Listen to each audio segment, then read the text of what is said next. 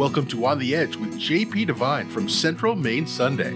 On the Edge with J.P.Devine audio is made possible by our subscribers like you. Thank you for listening and supporting local journalism in Central Maine. Now here's J.P.Devine. The Last Doctor, August 8th, 1984. We arrived in the tiny town of Waterville. I say tiny because this was the 40 years before David A. Green arrived in 2014 with his magic wand, prettied it up and sent the tiny village hurtling into the future. Relax. This column is not a then and a now. It's about me.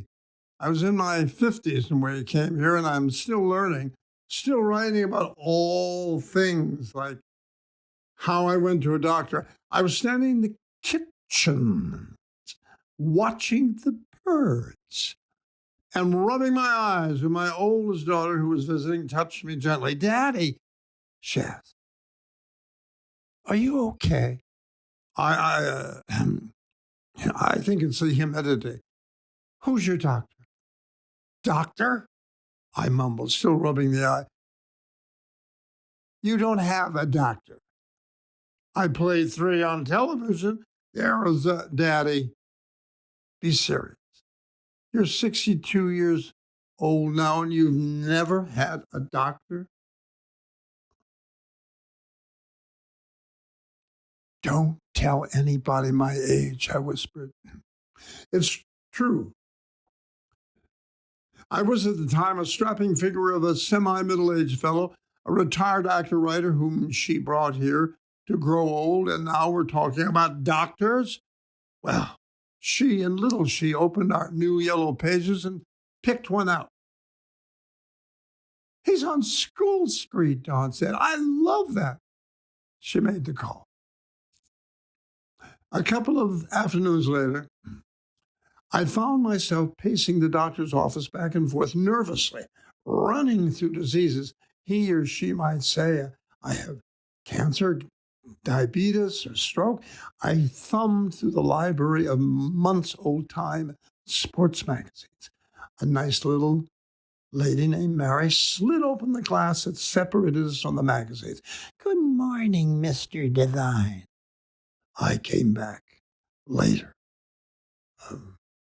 Like December? She laughed. It was good to hear somebody laugh. It had been a while since I had gotten a laugh. She opened the office door and waved me into the doctor's office. He was a little fella, 60 maybe, with a becoming smile. He stood up and offered his hand for a shake. First thing I noticed was the clutter. He had shelves full of baseball hats from distant places and bowls full of lifesavers wrapped in plastic. His office wasn't what I expected. I expected to smell of medicine like the office of Dr. Black.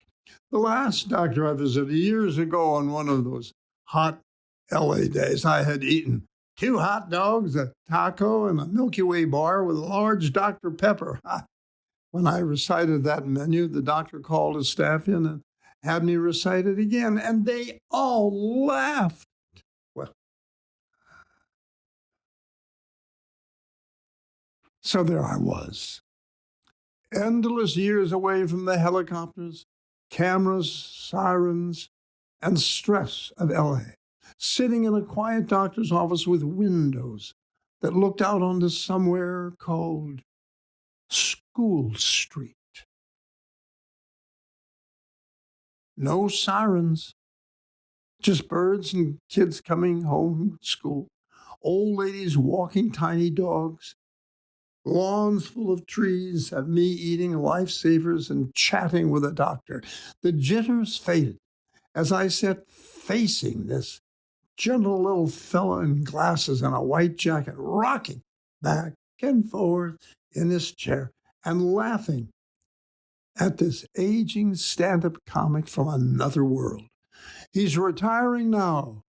No, I have his phone number. He hasn't seen the last of me. Thanks for listening to On the Edge with J.P.Devine. On the Edge with J.P.Devine audio is made possible by our subscribers like you. Thank you for supporting local journalism in Central Maine.